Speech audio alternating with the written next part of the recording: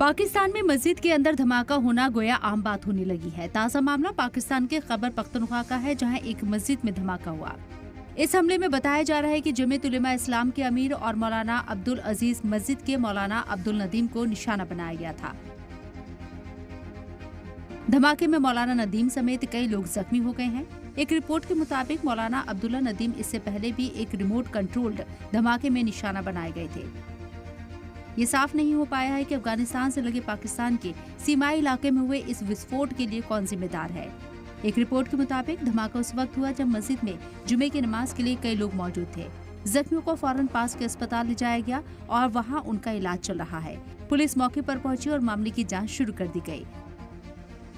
वाज़ेह हो कि इससे पहले 30 जनवरी 2023 को पेशावर के पुलिस लाइन इलाके में एक मस्जिद के अंदर हुए विस्फोट में अफसरान ने कहा था कि कम से कम 59 लोग मारे गए और 157 लोग जख्मी हुए थे।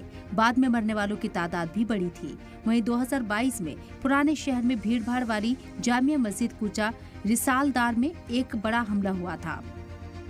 हमलावर ने पहले इमामबाड़े के मेन गेट पर तैनात पुलिस एहलकार का कत्ल किया था और फिर मेन हॉल के अंदर खुद को उड़ाने के लिए आहते में एंट्री की, जहां बड़ी तादाद में नमाज पढ़ने वाले लोग जुमे की नमाज अदा कर रहे थे। सवाल यही है कि आखिर पाकिस्तान में मस्जिद के अंदर इतने ब्लास्ट क्यों होते हैं? क्या पाकिस्तान में इबादतगाहें महफूज नहीं है?